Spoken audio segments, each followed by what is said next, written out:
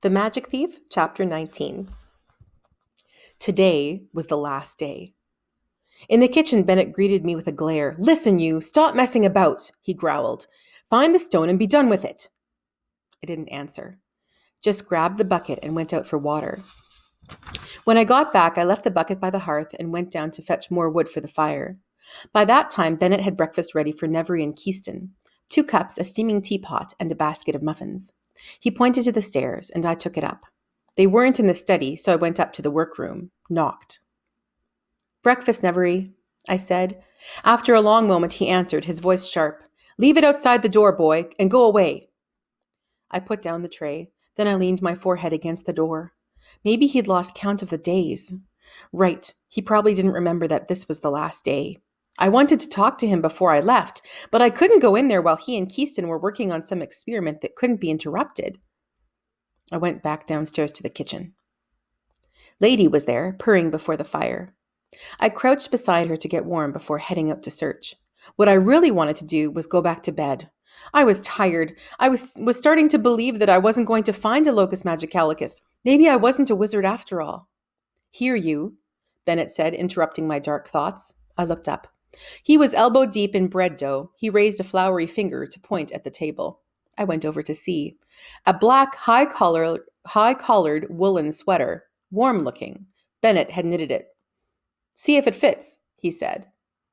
I took off my coat and put on the sweater. It was too big. The sleeves hung down over my hands, but it was warm. I put my coat on over it and my scarf. "Thanks," I said. "Humph," Bennett grunted. "Take a biscuit with you." "Thanks," I said again. I took a biscuit and some cheese and shoved them into my coat pocket. "I'll be back later," I said, and left. I'd be back when I found my Locus Magicalicus, is what I meant. And if I didn't find it, maybe I wouldn't come back at all. From Nevery's journal. Secretary Keyston has no initiative, no ideas, no curiosity about magic. Does what he's told and nothing else. Sent him to fetch books from Academicos library. Need to check calibration for partlet, because blasted thing not set correctly. After Secretary had gone out, Bennett came in with tea, set down plate of biscuits. Which reminded me, "Tell the boy when he comes in that I want to speak with him," I said. Wanted to tell him to read the treatise on Arianvar and then see what he thought about it.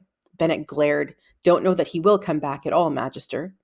Became aware that Secretary had come quietly upstairs and was lurking outside door, listening. "That is all, Bennett," I said. As Bennett went out, Secretary came in. Annoyed. Don't like sneaking. Keyston sat down at the table and took biscuit. "Magister Nevery, I happened to overhear you and your servant talking about your apprentice. You might be interested to know, sir, that Con hasn't been attending the Academicos for some time. I hear he's been seen going into the twilight, which must mean, sir, that he's gone back to thieving." "Get out," I said. "But, sir," squeaked Keyston, "out!" I stood and pointed at the door. Keyston scurried out. "Curse it! Had forgotten date! Stupid! Careless!" Checked journal. Realized today is 30 days since boy's introduction to magisters. Possible Bennett is right. Boy will not return to Heart's Ease. Curse the boy anyway.